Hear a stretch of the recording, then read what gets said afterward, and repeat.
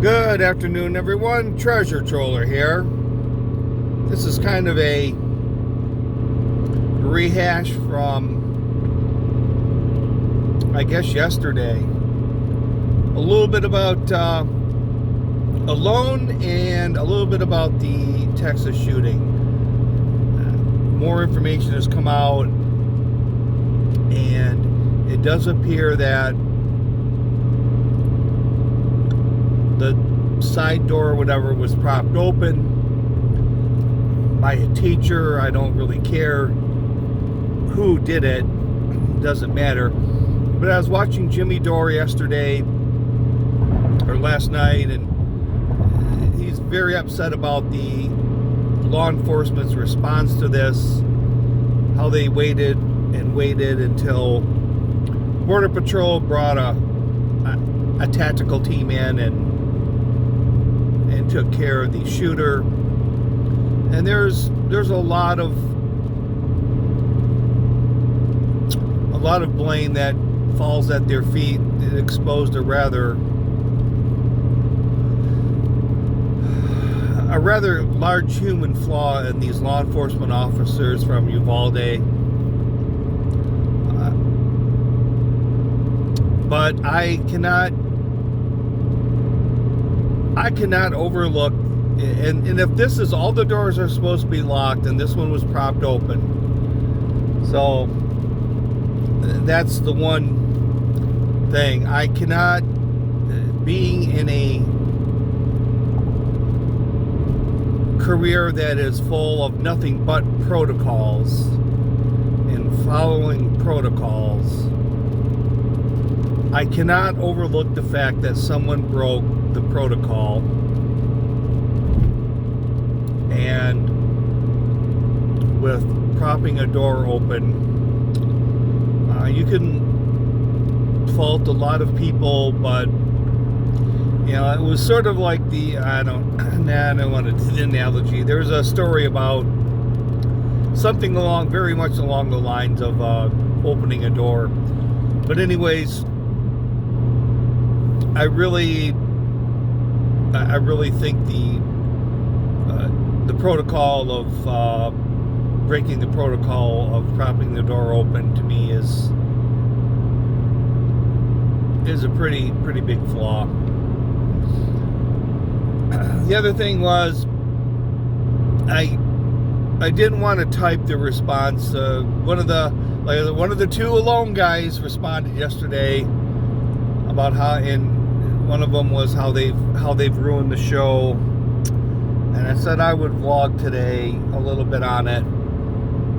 I understand where you're coming from, but the show really hasn't varied that much since the very beginning. Now, possibly with these hunting and fishing restrictions, possible that had the last couple of years, I don't know. Like I said, the first one, I don't go back and watch the old seasons, but this show never really was about survival. I mean, Les Stroud's Survivor Man, your snow machine, to me it's a snowmobile, breaks down 50 miles from civilization. What do you do? And then Les Stroud let's look for a good place to put a shelter, and we'll just stay here for 60 days and hope someone finds us. Les Stroud is constantly on the move. Even Pablo's amazing 100 Days in the Wilderness, he was traveling. So it's not in the true sense of survival. It's not a survival show. To me, and I'm not trying to make excuses for the show, because there are things about it that I don't like either, and that is one of them. I mean, if you're going to make me survive, I'm going to do whatever I can to get the food, whether it's in season or not. This show almost seems to be like a prop bet. And there's some that come to mind, but I'm going to give Vince Van Patten a plug. He he put together, and this could have been maybe a couple years ago, a movie called 7 Days to Vegas. And it's a great movie. If you haven't watched it, watch it. But it's basically a prop bet, allegedly a remake of a prop bet from some poker players of walking from Los Angeles to Las Vegas in 7 days. But, you know, of course, that it couldn't be just that straightforward. Okay, it had to be done in a tux, and you had to wear dress shoes, and you always had to sleep outside, and the sort of your escort vehicle, you could only stay in it for like an hour a day or something like that. And to me, that's what a loan is. A loan is a prop bet. It's like, well, I'm going to see if you can stay out in the wilderness for 100 days. And he says, okay, but you have to go to a place that I choose. Oh, okay.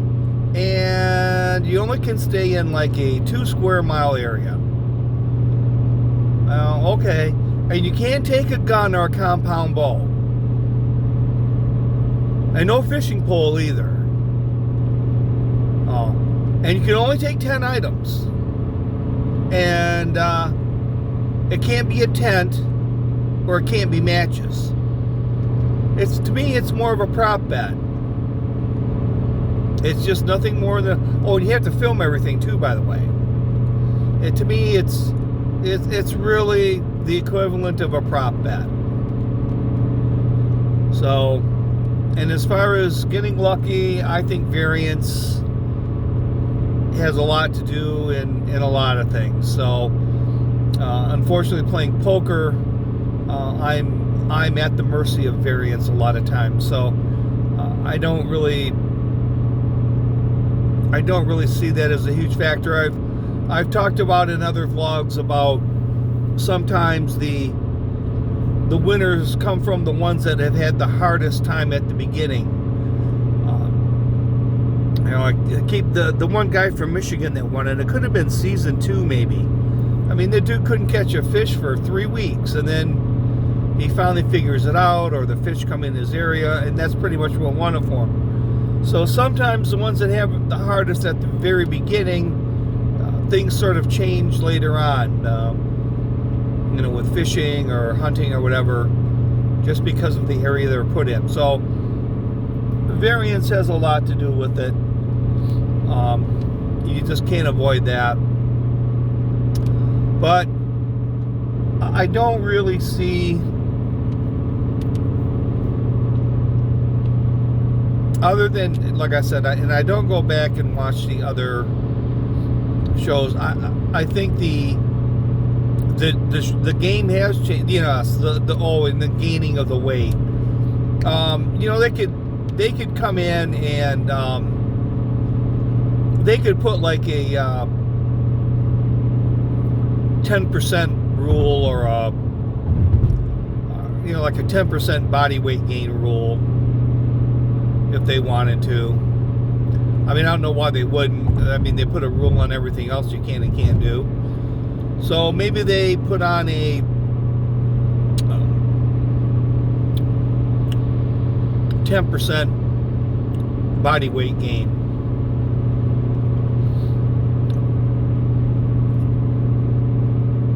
Something to think about alone. History Channel producers that are watching this show, are watching this vlog, consider a 10%. We've got the calendar and a 10% body weight gain.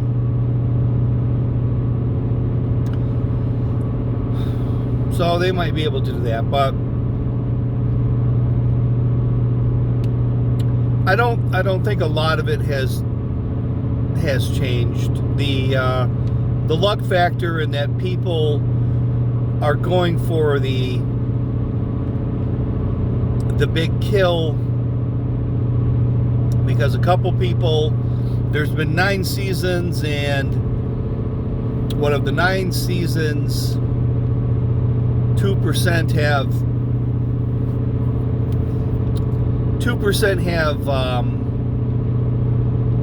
not 2%. I think, was it 2 people, Roland and the other dude that killed the big game, and that's kind of what set them up. But I think Labrador might be a little different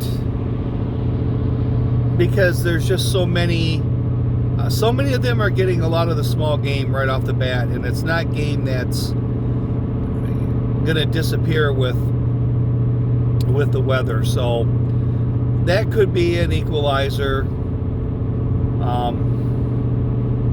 But yeah, I've never been in favor of all these game restrictions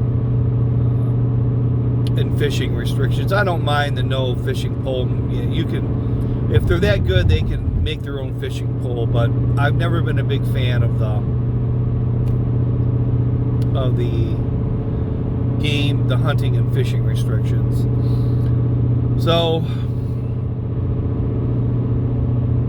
I guess that's about it. It's too much to type.